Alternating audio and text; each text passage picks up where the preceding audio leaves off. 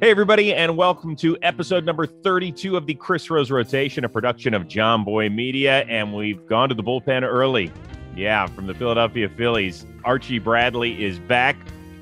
Listen, it's the end of school. You're supposed to save the fresh haircut for the beginning of school. What's going on there, dude? I mean, I was looking pretty rough a couple days ago. Probably from the last time I did my podcast, I was 3 weeks late for a haircut. So that makes me like 2 months late for a haircut now. Right. And yeah, I got a guy down here in Miami. That's kind of squirrel. Yeah, not Miami. We're in LA. Definitely. You're in LA. But let me help you out. I just thought about Miami because Miami has juice. So I will let him cut my hair, cut the beard. And then I have my guy, Andrew, who calls himself Junior, here in LA.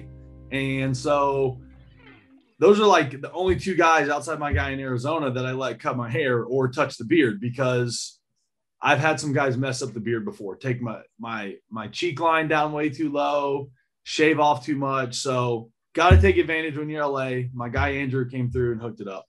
All right. You sound like you've got barbers all over the joint. Are you? Three. I have three. Okay. Three. Miami, Arizona, LA. Okay. All right. I'm a little offended you're not wearing the AI jersey that you donned on the flight. Oh, he's going to get it. For people that are joining us audio only, he is running off screen. And don't worry, he isn't being held captive. He is in some swanky Los Angeles area hotel. And that was an easy find. Oh, my gosh. Look at you. Way to go, brah. Yeah. You know, got to represent for the city. Okay.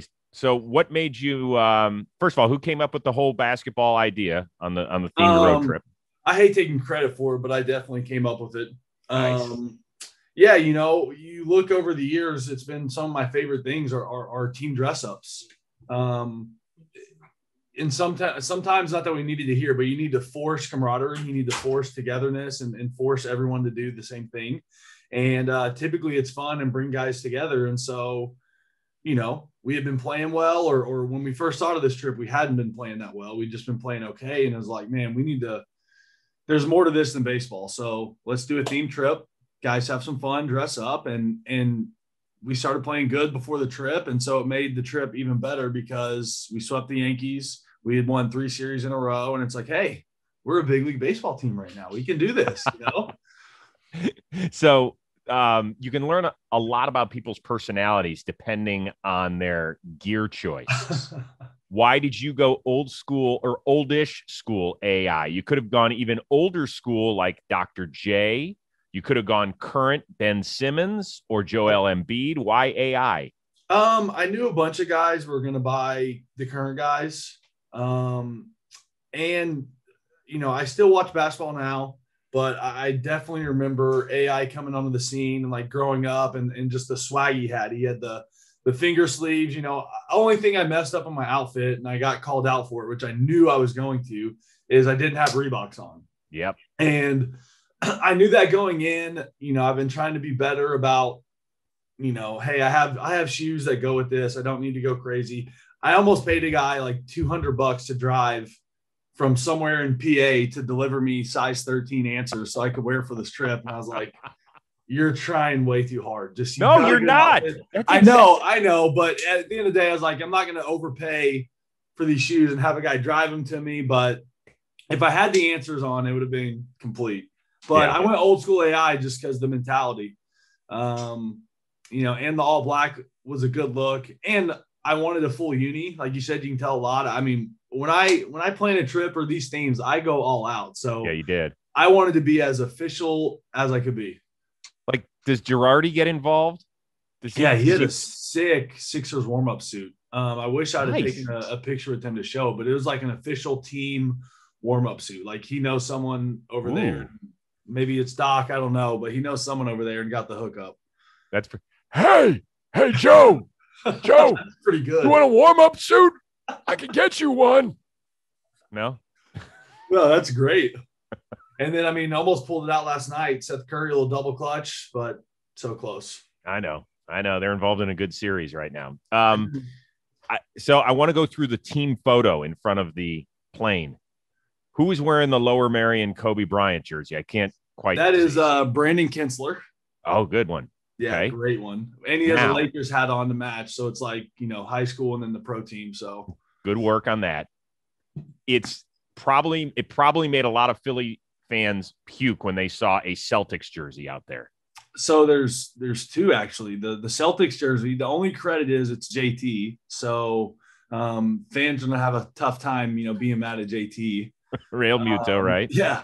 And it's a Larry Bird Celtics jersey. So it's, I know the history is still there between the two, but it's at least an old, not that old, Larry. You're not super old, but older Celtics player. Hey man, I gotta tell you, I lived through the night when Doc and Larry Bird had each other by the throat. So I'm just telling you, like, old school Sixer fan is still, they might love JT Realmuto and they're like, thank God he re-signed, but man, you are dancing on some thin ice, brother. And Luke Williams caught shit. Luke Williams, I know we're going to talk about him later, but Luke Williams was rocking a Nets Kevin Durant jersey. Oof. And fans were not too happy about that one either. How about getting some dirt in your spikes before you jump off? Hey, he's, his spikes can't hold dirt because they're still soaking wet from his showers, from all the shit being dumped on them. Oh, that is good stuff. All right, let's get to Luke Williams. He's an amazing story for people that haven't followed along. He's a kid that has kind of struggled in the minor league system, got a shot with Team USA to try and qualify for the Olympics. He hit leadoff for him on a veteran-laden team, eventually got called up, and his first home run is walk-off against the division rival Atlanta Braves. What was your reaction? Honestly, I'm getting chills seeing that replay. It was cool because during my injury, I was down in AAA with Luke. I spent about 2 weeks in Lehigh, so I got to be teammates with him, and he was already raking there. I mean, he was hitting the ball so well. And then, getting to see him and be around him, I got to know him. I was like, oh, this is a good dude, man.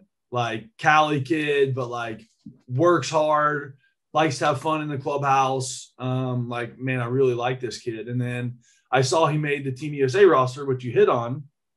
And I'm really, really good friends with John Jay. And John Jay is on that team. And John Jay texts me and is like, hey, this Luke Williams kid is a winner. Like, and I know that John Jay had called Sam Fold, our GM, was like, hey, this Luke Williams kid is like, he's a guy. And so we got back from, whatever. I showed up and Luke is there and was like, oh my gosh, yes. Like, this is great. Like I'm so pumped for you. And I like to joke around with rookie hitters because I was like, hey, no pressure, but I got to hit my first pitch in the big leagues. Like, I just like to let them know, you know what I mean? Like, first at bat, I got to hit, And Luke that night, his first game, not his first start, but his first game, he had a pinch hit bunt for his first hit in the big leagues in his first at bat. And I was like, hey, kid, that was nice, And then, man, he comes up to bat the next game in the ninth. We're down 1, runner on, and Will Smith is throwing, and everyone knows Will Smith, nasty slider, nasty curveball, like he's nasty. And I was like, but man, this is the exact same homer he hit for Team USA. Like, this is the same lefty matchup. He's going to throw him breaking balls in. And I'm sure everyone on our team is saying this, but I was like, dude, this is a good matchup for Luke Williams. He hits this ball, man, and like, you see our team's reaction, but us in the bullpen, dude, we are going nuts. When you have a game like that, and especially for a kid that just gets called up, like, what a moment. Like, we all understand the moment. We all understand how special and cool it is. But one, we win the game. And then, seeing the way our team reacted and then getting to watch his post game was really cool, man, because I remember my debut. I remember my first couple of days in the big leagues and how emotional I was. And I love seeing guys that cherish that moment the way Luke did. And I'm watching on the screen. That's why you saw me run in and hug him the way I did after the game. I sprinted from the bullpen. Like, that's another thing we talk about a lot. I hate being in the bullpen for walk-offs because you don't get to celebrate. There's this like cliche thing. Like, you have to, shake hands with your bullpen teammates first and then go celebrate. And by the time you get in, it's over or the team's in the dugout. But I slapped our guys' hands and I sprinted because I just wanted to be a part of some of it just because, dude, I was so happy for Luke. One, I was so happy we won. But then, like, dude, to hit a walk-off in your first start and your second at bat or second game in the big leagues, like, Dude, I love that stuff. So those are things. I'm talking fast. I'm talking a lot right now, but I told Luke, like, no one can ever take that moment away from him. Like, regardless of if he goes on to have a great career, he gets sent down in a couple days, like whatever, for the rest of his life, no one can take that walk-off homer away from him. I could just tell you, I watch like the 8 screen every night to keep my eye on all the games. And so I flip around to whatever's most interesting. And sure enough, 1-0, I'm going up there and I full screen it. And to watch it happen and then watch your guys' reaction, not 1, but 2 Gatorade dumps on him. And then the post-game interview where they asked about his family who was in attendance and made the trip from California. And he stops to collect himself. He goes, "You're going to make me cry." And he couldn't answer the question because we don't have some of us do as baseball parents. Like, I'm driving my kid 30 miles each way every day because he wants to be better. Not because I want him to be better, but because he wants to be better. We're taking him to Arizona in 2 weeks for a tournament to go sit in 117-degree heat. Not because I want to, because he wants to go play with his buddies. Like, those moments that you can share with your family are things you can't write a script for that shit. No, you can't. I'll speak personally. I think every day as you get older, at least for me, man, you definitely mature. Like you get wiser as you get older. That saying is definitely true. I sit here today at 28 years old and I look back at my mom driving me one trip, 3 different states, Alabama to Texas, and then out to Arizona. And we went Alabama first, then Texas and Arizona, while she was trying to get her doctorate of education. She is writing her dissertation in the parking lot of my 12 and under, 13 and under baseball games so I can play these travel tournaments. And I look at that now, I'm like, what in the world? Like, the sacrifices and the decisions that our parents choose to make to allow us to be in these positions or even have a chance. I think Luke was spot on, and you saying it, like you can't ever thank them enough. And to be able to, in our own way, be able to give them that moment, like I'm sure Luke will say that was so much more about them than him. Like that's the ultimate gift I think you can give your parents is mm-hmm. something like that. And for them to be there and get to see it was just, man, it's like you said, there's not a script. Like you can't make those things up. Yeah. Pretty cool stuff, man. So I noticed the straw hat. I love it when the guys were wearing it. And I think Ray Muto might have done a curtain call with it one day. I've seen you take pictures with it. What was the origin of this thing? So I got a little deal with a company called Foco. So shout out to Foco. They have provided me with a ton of swag and kind of just showed up to the ballpark and there was a box of straw hats with the Philly P on it. So I put it on, was wearing it around the clubhouse, gave one to Hart, some of the guys, and we've kind of like dress up team. We've been looking for ways to have more fun, I guess you can say. Like there's only so many baseball things you can do. The Red Sox have their Homer cart. There's a few other, the Padres have their swag chain, and it's like, man, we need swag. Like we need some skits. Like we need to try to force a little fun here. And wearing the hat, I was wearing it all day. And someone's like, man, we should wear that, when we do something. It's like, oh, the Homer hat. Like, let's make it the Homer hat. And guys are like, yeah. And brought it down to the dugout that game. And just so happened we hit 2 huge homers. And JT hits his 100th homer. And it's like, yeah, JT, please curtain call with the Homer hat. Like, you have to take it up there. And I don't know if you guys have it, but there's a picture of JT standing up, waving the hat. And I said, bro, like, again, moments you can't fake, like, or create. Like, JT, this is a picture you have to frame for your house one day. Like, your 100th homer in the Homer hat is, like, just amazing. Hey, dude, I'll take a straw hat if you got an extra one. No, I got a bunch coming. I'll definitely send one your way. Yeah, it's going to be 100-some degrees here. So, why not? It's 105 here today, I heard. Hottest day of the year. I know. Hey, so welcome back to LA because, you and the Dodgers have such a good relationship. Today, the day we're taping is reopening day for the Dodgers because they're opening up the stadium full bore. Did anybody, like, there are probably Dodger fans who didn't realize that you had where you ended up. And so they're like, oh, Archie Bradley's in the bullpen. Maybe I can go motherfuck him now again. Did you hear from anybody last night? Yeah, last night was the calmest night I've ever had here as a visiting player. I always, I actually do. I love playing here, man. This is one of my favorite places to play. The atmosphere, you're playing a great team. They bring 50,000 plus people every night. But normally, yeah, man, I'm getting cussed out, dogged. There's a little like room in the bullpen that you can go sit under. And like, if I ever even put a limb under there, oh, you're hiding, you're fucking hiding, come out here. So last night was calm, man. But I'm ready for it tonight. I love it here, like I said. And most of the time, man, it's so good. It's something. When I say this, I always say it with, precautiously, because I'm never talking trash on Arizona. But the Diamondbacks don't have the fan base that the Dodgers do. Obviously, there's, Diamondbacks started in '98. There's a lot of reasons why. I'm not saying that in a negative way, but like I have in Philly now, I've craved that type of support, that type of almost like stupid support, where it doesn't matter win or lose, they're going to support the Dodgers, or they're going to, they're going to support their team. They're never going to waver from having their teams back. And so I love coming here, man, because you know what you're going to get every time. And it's the best sound system in baseball. I mean, it already was, but even the new speakers, like walking up the tunnel yesterday, I was like, man, is that my heart beating or is that the bass hitting me? Like, I couldn't really tell. Hey, everybody. It's announcement time. Jomboy Media is going to the All-Star game in Denver, Colorado, and you can join in on the fun.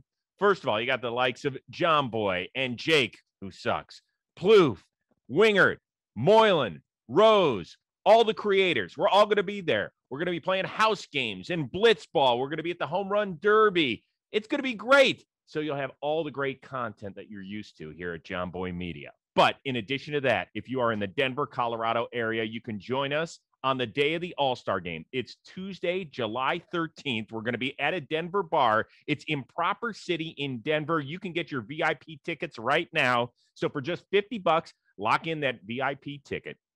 That means you get a special meet and greet. You get to hang out with us. You can play some games. I think we're going to be doing some trivia. Plus, you get 2 drinks as well. That's all for $50. It ain't bad. So it's very simple. If you want to be a part of the Jomboy Media family, you can go type in the link right here. And by the way, if you're just joining us audio only, go on over to our YouTube channel or any of our social media channels. We'll have the link. Once again, it's only $50. It's going to be a ton of fun on the day of the All-Star game, Tuesday, July 13th. I'll see you in Denver, Colorado. We will be right back to the Chris Rose rotation, but first, this message from Cushy Dreams. If you don't know Cushy Dreams, it is smokable CBD. That's right, the good stuff. Legal in all 50 states, and Cushy Dreams, they've rolled with us all year. They're the best. If you have anyone in your life that might want to relax, create, hustle, find some energy, or even dream, they have CBDs that are made for those. They've got nuggets. It looks like weed. I got some Cushy right here. It looks like bud. It is not. Legal in all 50 states. They've got the pre-rolled joints. That might be easier for you if you're, I don't know, if you're kind of lazy guy like me, let's be honest. Get the pre-rolled. Just light it up and go. It's like weed, but it's not. It's legal. You got a bum knee? Trying to sleep better at night? Trying to create stuff?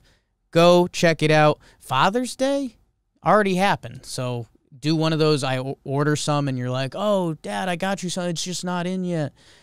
Cushy Dreams, promo code ROSE, 20% off your next order. Cushy Dreams, promo code ROSE, 20% off. Doesn't have to be your first, doesn't have to be your last. Your next order, promo code ROSE. Cushy Dreams, try it. Smokable CBD. Can improve your life. Back to the show. So, when you were in Philly this past weekend against the Yankees, oof. Yeah, did you get pumped by that crowd? Oh yeah, it was the first time. I wasn't there in Atlanta, but Atlanta, we were there for Atlanta's full capacity. And so all the guys were like, "Oh, this reminds me of Atlanta," and I was like, "Man, I haven't felt this in 2 years, guys. Like this is this is something special now. Like fans are here. Yankees suck, chants going around. Then the Yankees come back doing their Yankee roll call, like all these things. And it was like, oh man, this is real baseball again. And I remember jogging in, unfortunately, we blew the lead that game, but it allowed me to be able to pitch. But I remember jogging in and I felt different that day. Like the crowd, I didn't have to find adrenaline. It was already pumping. And it was like, man, this is what baseball is right now. So correct me if I'm wrong, because I watched that appearance. That looked like Archie Bradley. Yeah. It's funny how that happens. Like I'm definitely still working on stuff, but that outing, I mean, that's why I was really hoping I was going to pitch yesterday and the next day against the Yankees. Cause like when you have a feeling like that, you want to recreate it. You want to do it again. And I remember throwing my first fastball to Urshela and just the way it came out, the way it looked to me. JT gave me like a little head nod.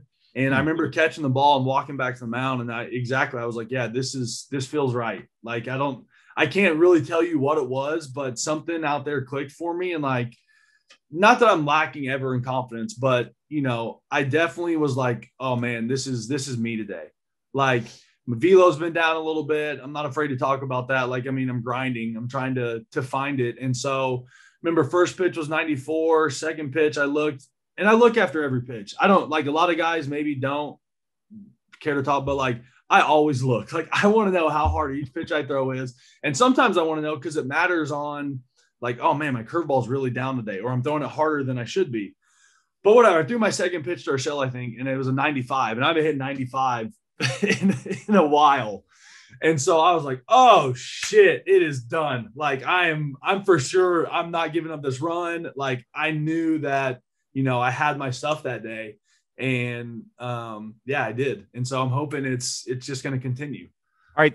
I've always been curious about this because we always talk about between start side sessions for starters, but when can bullpen guys get their work in? Because you have to be available every day.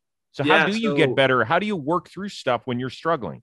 There's a lot of ways. I'm sure everyone has different answers. For me, yeah, you have to put time in on the mound. Like, I don't think there's any other way to recreate. You can definitely there's some drills and catch and some other things you can do. But at least for me personally, I have to put my feet on the slope, on the mound and throw. And so even on days you might pitch, Archie? Yeah. So that's where, I'm so glad you brought this up because I'm not acting like what we do is crazy hard, but yeah, it sometimes is crazy hard. Like, yeah, you sometimes have to sacrifice.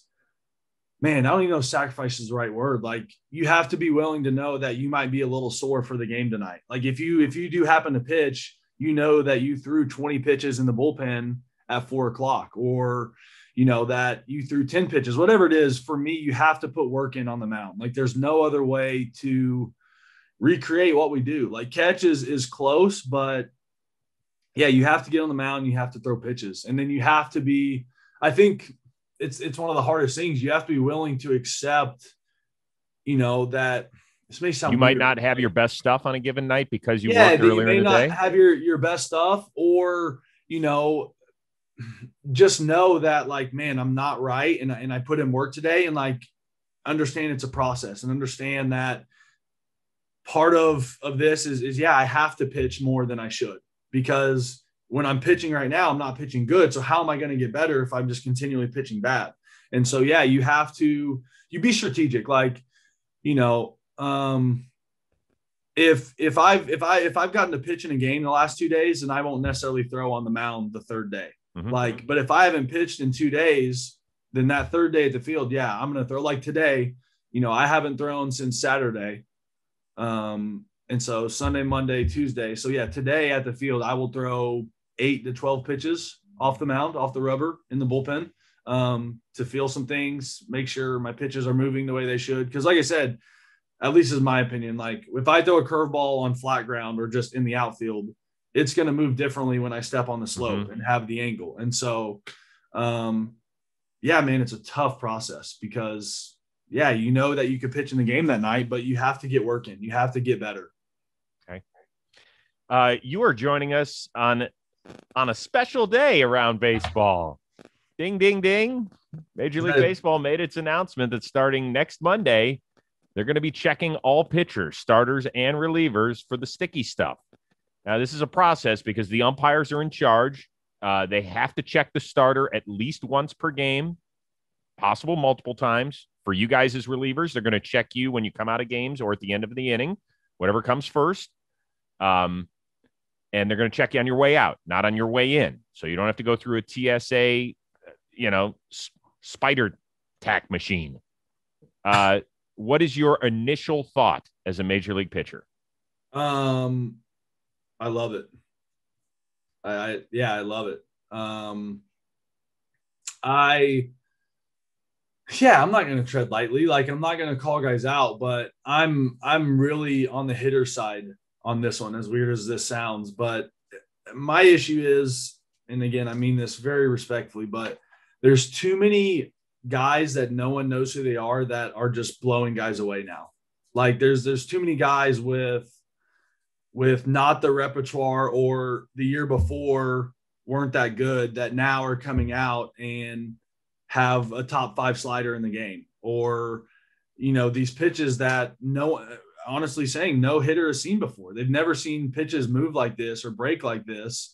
And it has gotten to a point where I think you've seen the stuff that's come out where it has gone past sunscreen and rosin or grabbing some pine tar from the dugout. Like, there's scientific mixtures being made to help guys, throw the baseball at a rate we've never seen before.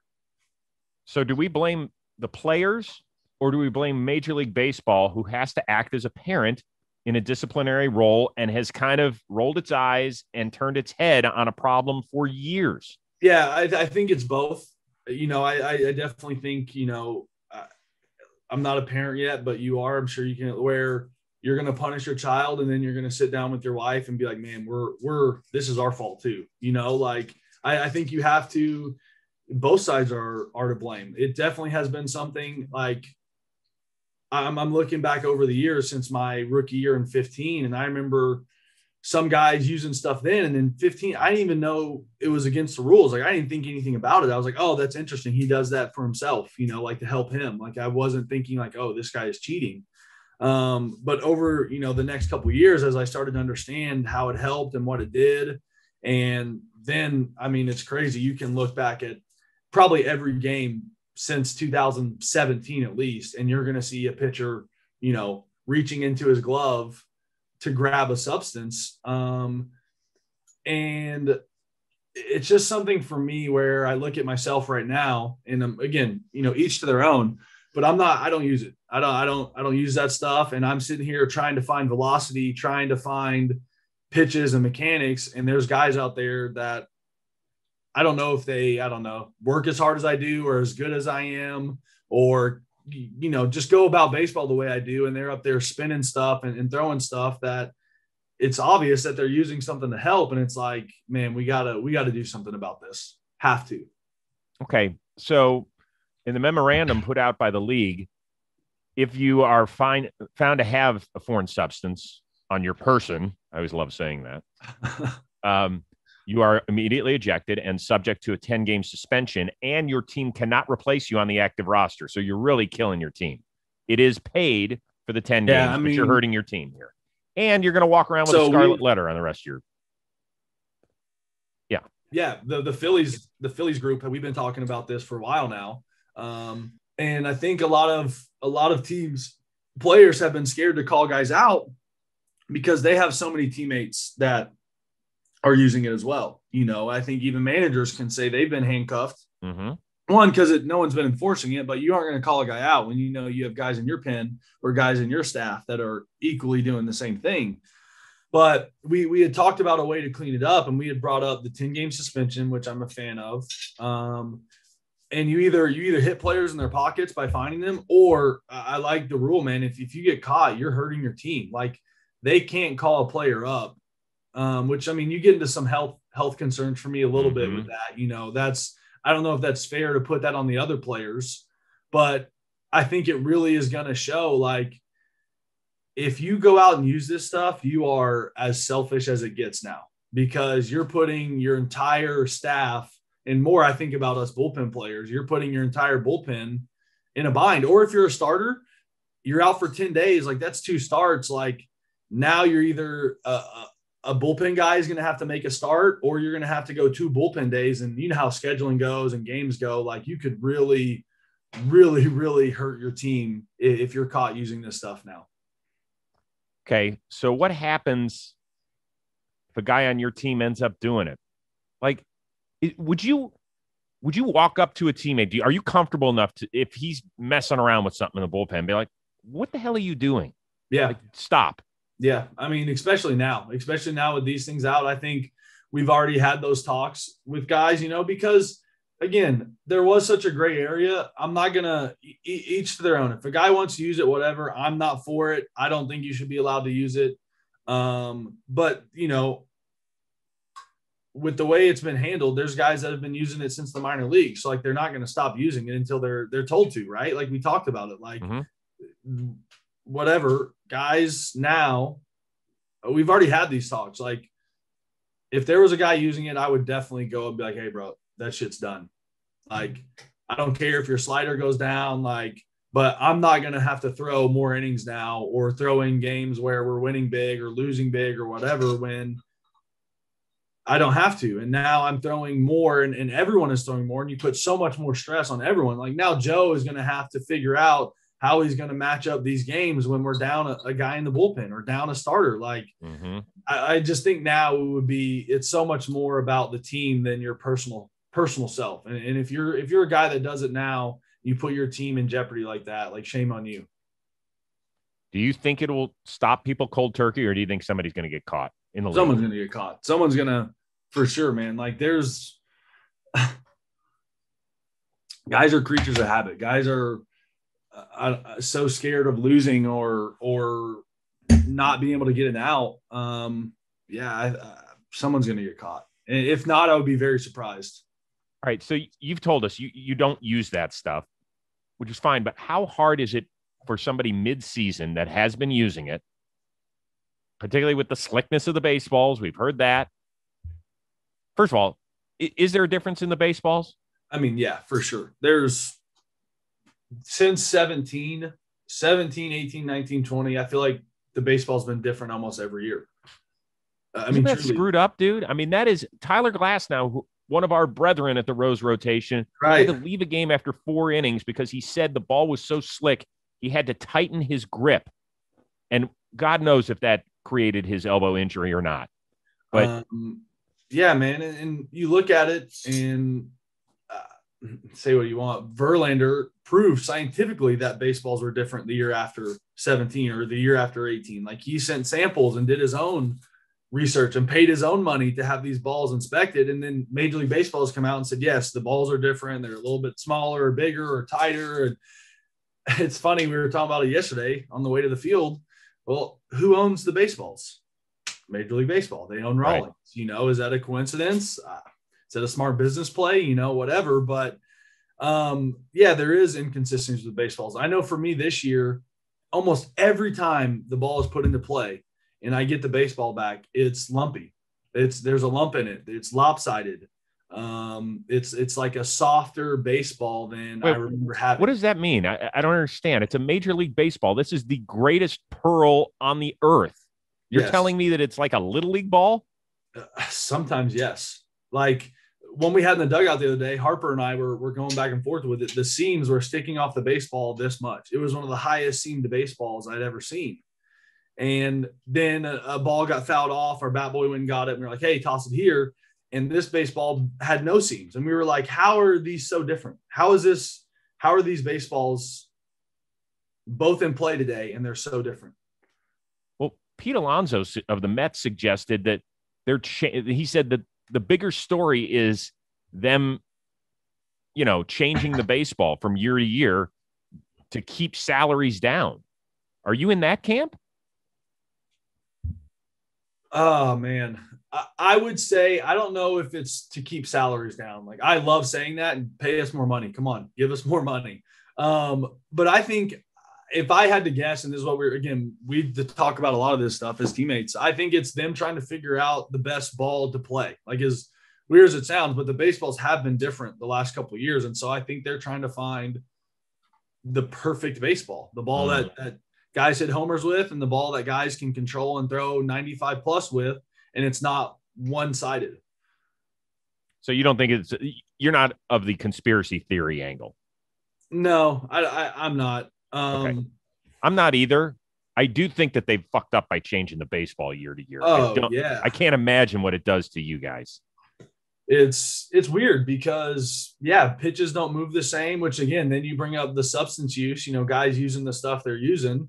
Baseballs are different, but even I want to get back on, we talk about, again, some guys may say it's for control, but look at hits hit by batters this year, hit by pitches. We're going to break a record for the most hit by pitches in the season. So I don't want to hear that shit that guys are using it for grip, because that's trash. Okay. But there's no big deal. All the hitters tell me, Chris, we don't care about the rosin and sunscreen thing. No, and that's what I'm saying. Like, that's where we do have to crack down, and I'm glad these rules are in place, because I don't know if you saw the Sports Illustrated article that came out yesterday about the guy from Anaheim, Bubba, and those text messages between guys in the league. For people who aren't familiar, he was a clubby in the visitors' dugout in the clubhouse, I should say. I apologize. Out in Anaheim. And he reportedly got orders from some big-time players to concoct some sort of substance that would help them with their spin rates, et cetera. So continue on with the story. Yeah, and I think for people who thought it wasn't as big of a deal, I'm just going off what the article said. So I'm just going to say his name because it was said in the article, but you look at the exchange of text between him and Garrett Cole, and he says, "Hey man, in colder weather, this stuff jams up. Can you make a new batch?" And Bubba talks about, okay, we're going to add more rosin, less soda syrup. Like, we're concocting, like scientifically. And I think it just goes to show, like, you see some names in there that you're probably surprised about, and you're going to see more that you're like, oh man, this guy used it. And I think you're going to realize how widespread it was and how far we had gotten from, in my opinion, the core of the game, like competing at its truest form. I don't know if I would say this is as bad as steroids like Sports Illustrated has, or as some people have said, but I think it's gotten to a point where you've taken guys' natural ability and enhanced it to a point that is almost unfair in some ways. Okay, but Archie, you're on the wrong side of this. You have told us point blank you don't use it. We know of guys who have used it and have gotten 9-figure contracts because of it. You are grinding for year to year. You're telling me you're not pissed off at guys like that for taking advantage of the system? Yes and no. Like, at the end of the day, I put that more on me. Like, hey, I need to pitch better. Like, I don't care what the other guy's doing. You know what I mean? Because, like, but not if it's not a fair playing field.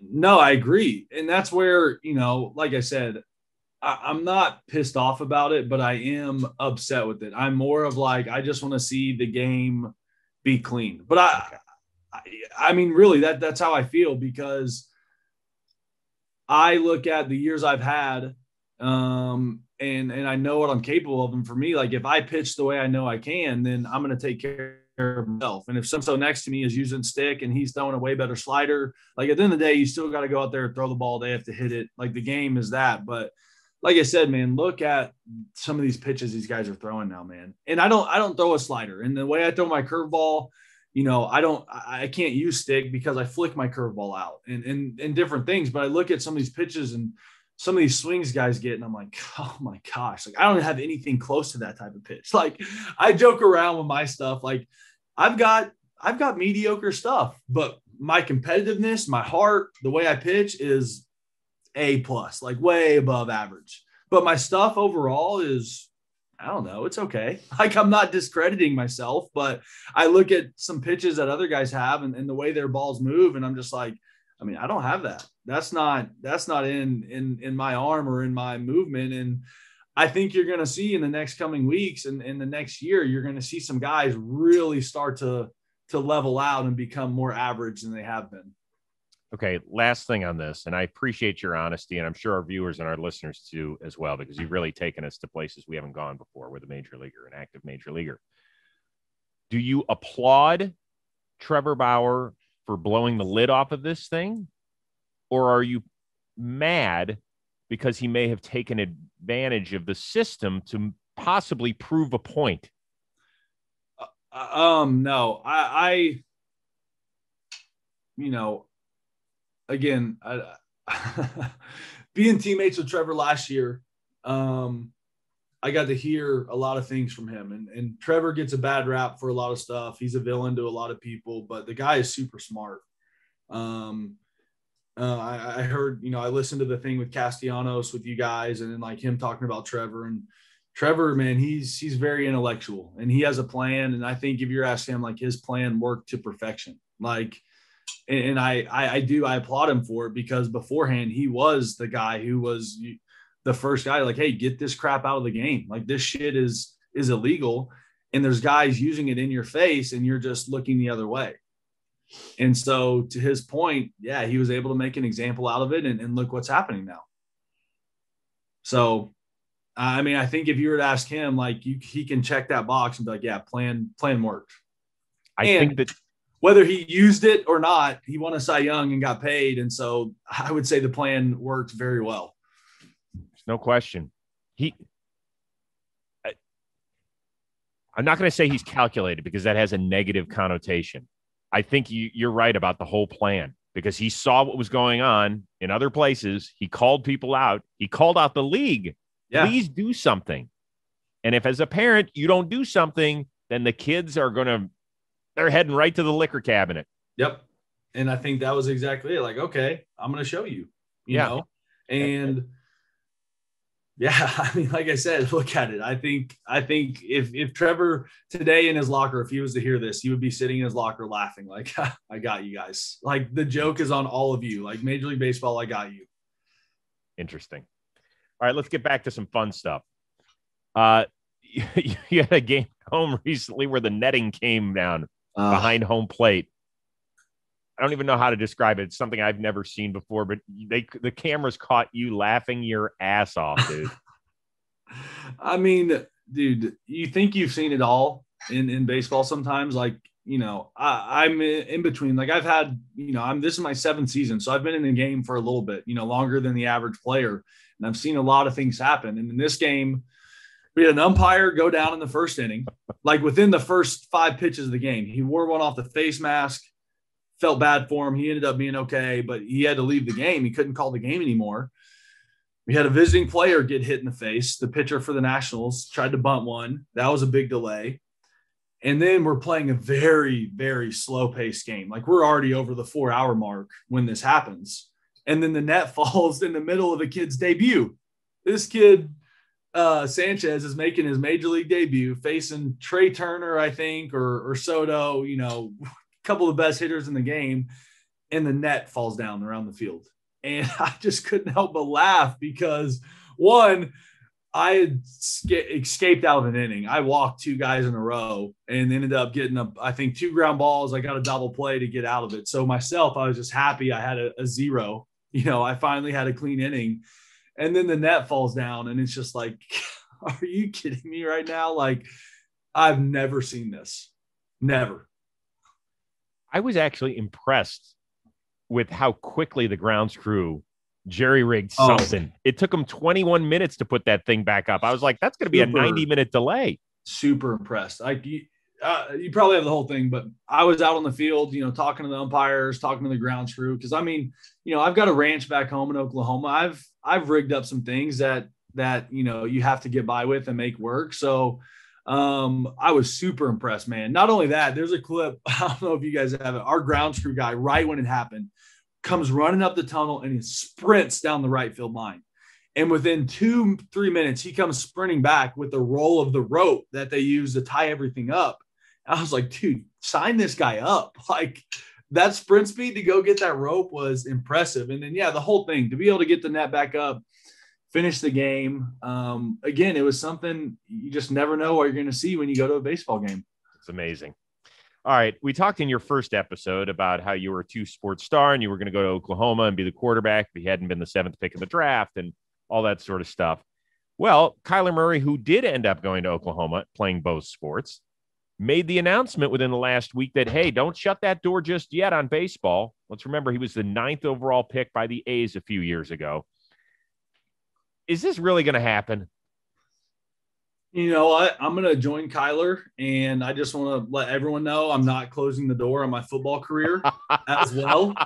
So I don't care what other media outlet you want to get that out to, Rosie, but yeah, I want to join the Kyler train, and my football eligibility is still out there. You know what? I think it is real, but I don't. You know what I mean? Like, what is outside of him? Arch. All right. I work at NFL Network. I know what it takes to be a quarterback in this. I mean, I don't know what it takes because I haven't done it, but I know I've covered enough guys who've been successful. Yes. And I know what it takes for you guys to work it. He ain't going to show up and be in Oakland. No, be the starting center fielder the next day. When I say I think it's real, what I mean is I think his intent is real. Like in his head, he thinks he's truly capable of it and able to handle it. So I think that's real. But I don't think it actually happening or coming to fruition is real.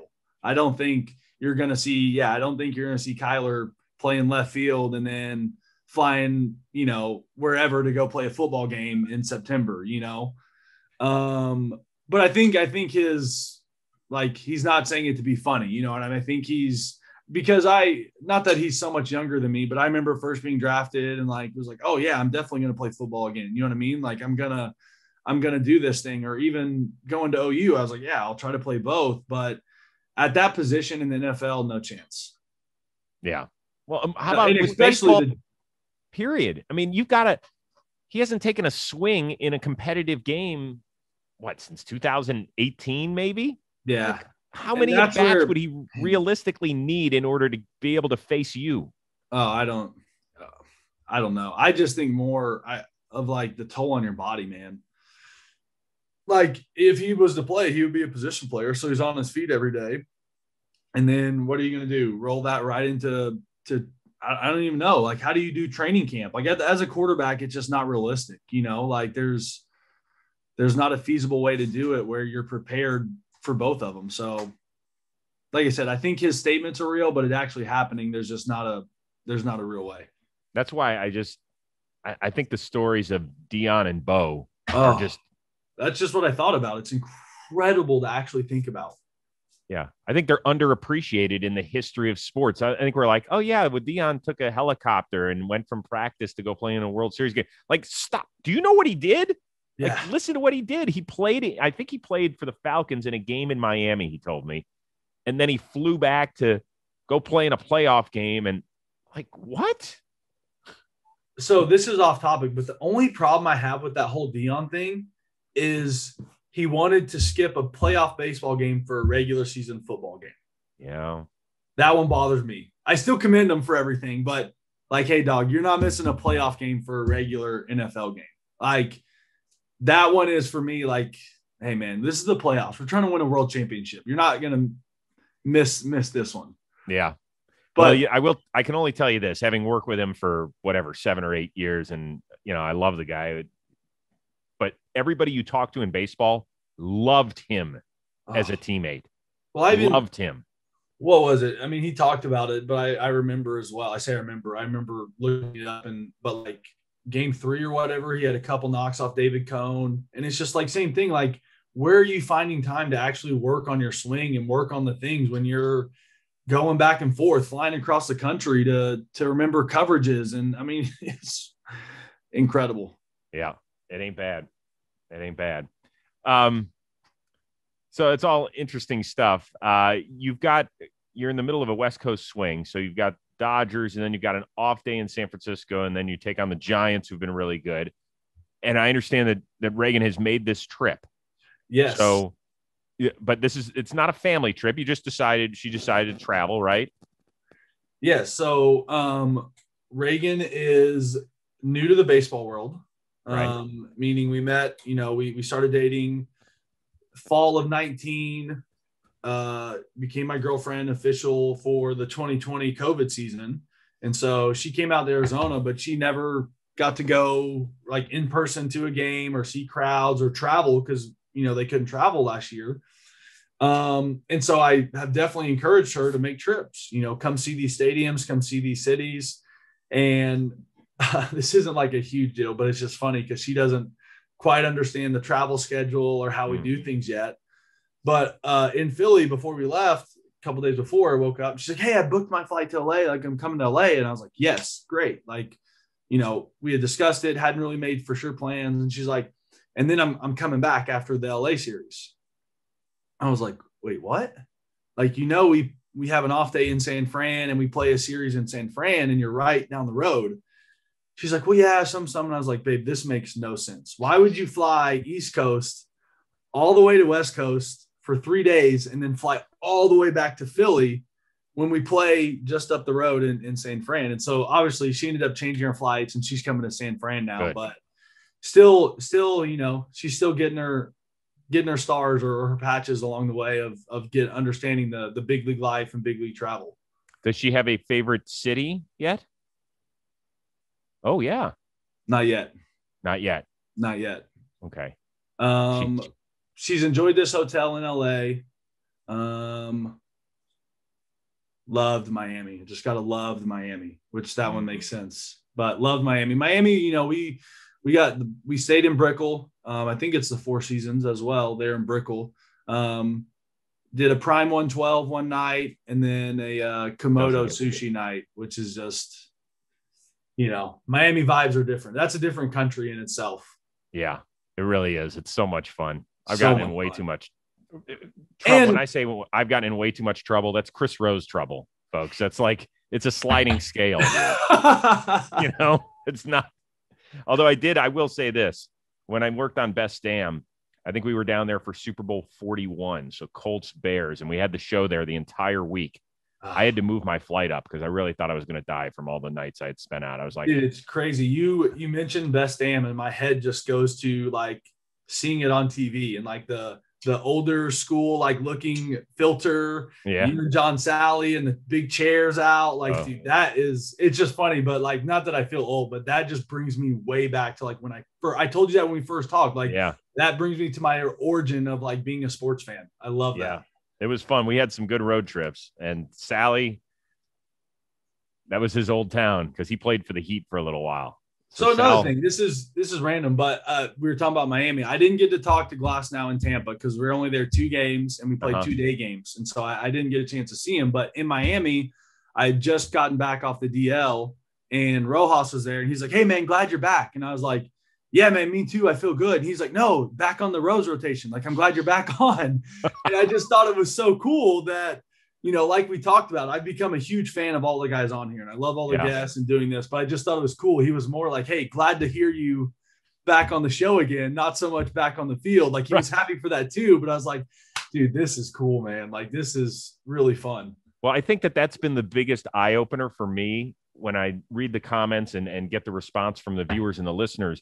The number one thing is, "Hey, I'm a huge Atlanta Braves fan," or "I'm a big time Mets fan, and I hate the Phillies, but man, I love Archie Bradley. And like, I root for him when he's not pitching against our teams." And I think like at the end of the day, you have to feel good. This is what it's about, is showing people who you are in more than 6 or 7 minute interviews.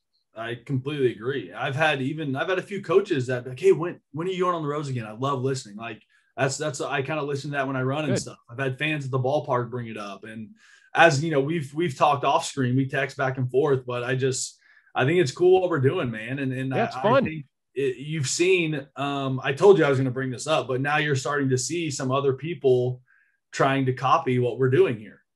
Yeah. And personally, I don't, but like, we're not the first show to ever talk to baseball players. We are the first show to, in my opinion, unless somebody can prove it wrong, where we use a constant stream of active players as the co-hosts. And that was the whole point along, was that we wanted to check in with you guys every 3 weeks to see how your season's going, to see how the travel's going, to see how you're feeling, to see how you're dealing with the ups and the downs and all that sort of stuff. So I appreciate it. It's fun. Yeah. You want to, speaking of fun, you want to spin the wheel moderately? Oh, let's spin it. Good spin's coming. Yeah, I think we got a bunch of new things for you on here, so you'll be happy. Here we go.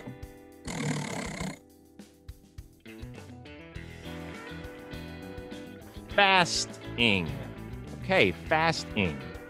What is your favorite fast food to get when you are hammered? Oh man. Ooh, Little Caesar's Crazy Bread. Oh, pizza.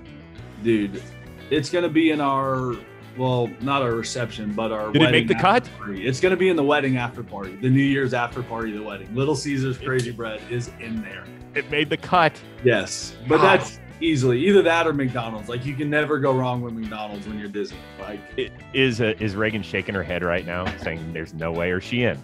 No, she's in. We've done, I've learned, taking some advice from you, compromise is the key. So she's getting her nice food and hors d'oeuvres for the reception, and I'm getting my stuff for the after party. Okay, good. No, that's good stuff. The Crazy Bread, I love that. For me, I was always when I started my career in Cincinnati, we would go to White Castle at like 2 a.m. and get like a dozen sliders. Now I was paying for it.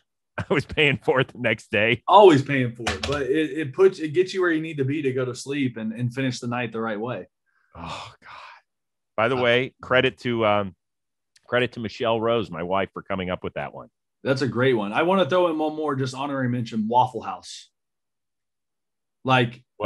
Minor league staple in everyone's going out in the minors. Like, you got to hit the bars. Like, it's the only way to stay sane. Right. But we would go out, and Waffle House, you can always count on Waffle House being open 24 hours. And in those towns, there's Waffle Houses spread out. But it's more than the food there. It is the people watching experience of a lifetime. I saw this on Instagram or TikTok the other day, but it's actually a very fine dining establishment. I mean, they're cooking the food right in front of you, like almost hibachi style, All right, hold on, stop. Did you just say fine dining establishment? Yeah, that's the joke, because the little grill or kitchen is right there, and you're sitting at the bar or the table. But, if you go to a nice place, sometimes you can see the kitchen where they're preparing the food, and it's supposed to be like part of the experience. And so that's true. Is that why you gave Prime 112 1 star? Yeah, 1 star there, But you said it, the people watching at Waffle House, that's where it's at. Okay. Well, now that we've gotten you back on your regular rotation, what do you say about trying some homework? I don't want to pile too much on. No, homework, I can do homework. Okay, so we'll go back to the original, where it was, you could either get an interaction with a fan recorded in the bullpen, or, and this might be Reagan, since she's in Los Angeles for the next 2 nights at games, getting a picture with a celebrity. Ooh. That one could be tough. No, I'm hoping, because I'm fanboying. He was at the game last night. Miles Teller. Oh, yeah. He'll be back. He's a huge big Philly fan. He was sitting, he's sitting right in the net, like right on our on-deck circle. Yeah. And I'm a huge Mitel fan. Huge Mitel fan. You know what you have to ask him about? He and Aaron Rodgers were just on vacation in Hawaii together. Yeah, they were. That's a sick friendship, huh? Yeah, that's interesting. So that is Mrs. Rose's homework assignment. It's a fun summer school sort of. I have to get a picture, like me? No, well, you know what? It could be Reagan. It could be you. Like, if my guess is, if you're there early enough, somebody's going to snap a photo. Like, if you go over to Miles Teller. Tonight's a good night, because we're full capacity here in LA. I know. The Stars should be in attendance tonight. You know what you should do? Because I'm going to guess that Miles Teller follows you on Twitter or Instagram. You should try and DM him and be like, hey, listen, dude, I'm a huge fan. I'm happy that you're a Phillies guy. Would love to grab a photo with you. If I've already slid in the DMs, is it too much if I slide in again? Oh, you already did? So did he not? No, he definitely responded. It was right when I signed with Philly. He posted a picture of him.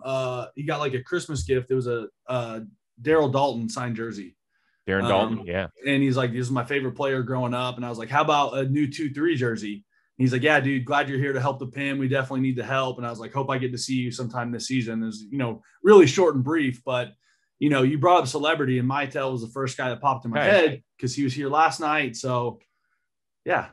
Well, I don't think it's too much to slide back in. People can leave a comment on the bottom of our YouTube channel here, or, wherever you you intake our show. I don't think it's too much. I think it's cool to say, hey, I saw you were at the game last night. If you're around, love to say hi in person. What's the matter with that? Also where we talk about like being real. Like, yeah, we still are fans of these people. You Absolutely. know what I mean? Like, even though it's like, oh, but you're a big league baseball player. It's like, dude, it doesn't matter. An actor, and like this dude is sick at what he does. I love his movies, but like we're fans of, and even sometimes like we talk about this. That's what I've loved about doing this is like even other players. It's given me, not that I lack confidence or courage any, but like to express myself more to players and like be more open about saying hi or saying how much I enjoy their game or enjoy playing against them. Because I mean, ultimately, like, as I said, you grow older, you get more mature, you realize that like a lot of the guys are trying to do the same thing you do. They're working hard. They're trying to provide for their family. They're trying to be a good player, and they're going through the same struggles and grinds that you're going through every single day. Yeah. And it's not as like personal or rivaled as you think it is, And by the way, like I watch Freddie Freeman play every day, and it's almost like he's a doorman at first base. Like he welcomes everybody there. Do you think that has like affected his game or his ability at all? No, he's still going to mash the ball to left center. So that being said, Freddie's on first base. We've been doing this, like when a guy gets a hit, we raise our hand and like drop it. And we're trying to get one of our players' attention. He's getting signs and we're like, hey, dude, put your hand up. Let's go. And Freddie taps him on the shoulder to let him know. He's like, hey, your dugout needs you. And like Freddie did it with him. Like it just like, I love Freddie Freeman. And like, you're right. Does that affect his play? Not one bit. I love that. I love that. Hey, listen, man, the hour flies by with you. This is like my therapy session. It is so good to catch up with you. And, I'm happy to see Archie back in more ways than one. Well, I appreciate that. It feels good to be back. I definitely enjoy this. Just throwing it out there, if you need a ticket tonight or tomorrow, let me know. I appreciate you, bro. I'll leave one for the kids too. If you got the kids and family, we'll make it a Rose night. I got you. You're a good man. I might take you up on that Wednesday offer because we haven't done much as a family. I think we need to. Bring the fam out. I need to meet the Rose kids anyways. I got to talk some football. I know you've sent me some baseball picks. We might be looking up though. I got 6'4" and 6'1", so I'm not even sure they're mine, but I love them like they're mine. So I'm still waiting on the DNA swap. But regardless, well, let me know. I appreciate you, man. I might take you up on that little Wednesday offer, and then all will be well. Yeah. Good. All right, we'll tell Reagan we say hello. Continued success. Enjoy your trip through the West Coast. Maybe I'll come out and see you at the ballpark, which I think would be fun. Yeah. And we'll keep it real, man. You were awesome on everything today. I hope you had fun. Always. Cool. We'll see everybody next time on the Chris Rose Rotation, a production of Jomboy Media.